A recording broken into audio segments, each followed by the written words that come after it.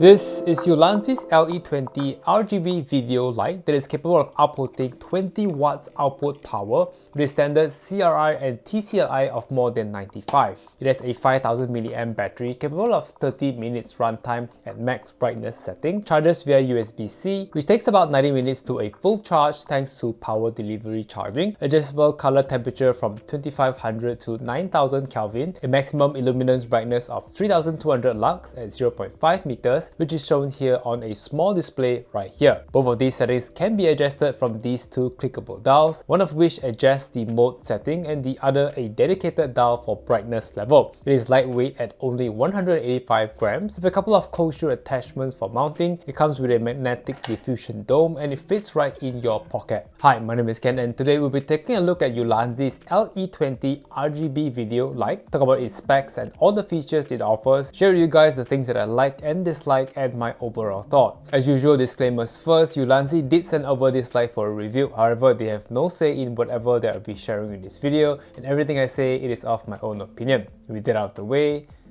let's dive right in. Taking a look at the unboxing, a classic Ulanzi style box. And inside we get a couple of things, starting with an instruction manual, a QC card, the LE20 light, some cold shoe adapters, a diffusion dome, a USB-C to USB-C cable for charging, and a hex wrench. And that's pretty much everything that came inside the box. So earlier we roughly talked about all the specs of the LE20 RGB video light. I will also put a screenshot of the list of features it offers for your ease of reference. Now we will take a closer look at all around the LE20, the dials, the buttons, the design and build quality, and showcase all of the features mentioned earlier. Now taking a quick look around the unit, it is shaped pretty square with pointy edges with what looks like grills surrounding the unit. Starting from the LED side, it has about 27 white LEDs, 27 yellow LEDs, and a total of 30 RGB LEDs, all working to output a maximum of 20 watts output power. Also, there seems to be a thin layer of frosted texture in front of the LED, which I suppose is to soften the light, as you can see right here. If you notice closely at these four corners, there are magnets that can be attached with the diffusion dome that came included. It practically softens the light source even more for a softer cast of light on your subject. Now, taking a look behind, you have a massive fan here in the middle, and this bulge at the bottom right here should be where the battery pack is situated. Here we have Ulanzi's branding, and on the other side, 20 watts printed at the bottom left hand side. On the top left corner is a tiny display that shows all of the important information of the LEDs, which we'll talk about it in just a second. Now, this grills-like design can be seen throughout the entire body of the LE20 RGB light. Taking a look to this side, there are two clickable knobs. The one on the top is labeled CCT, which is used to adjust specific settings depending on the mode that you are in. And the other knob labeled dim, which is a dedicated dial for adjusting brightness level as well as changing mode. The top side is where the on and off switch is situated, and the bottom part of the unit is where the cold shoe adapters are mounted on. And that's a quick look of the Ulanzi's LE20 RGB video light. Let's dive into the specs and features of this 20 watt light.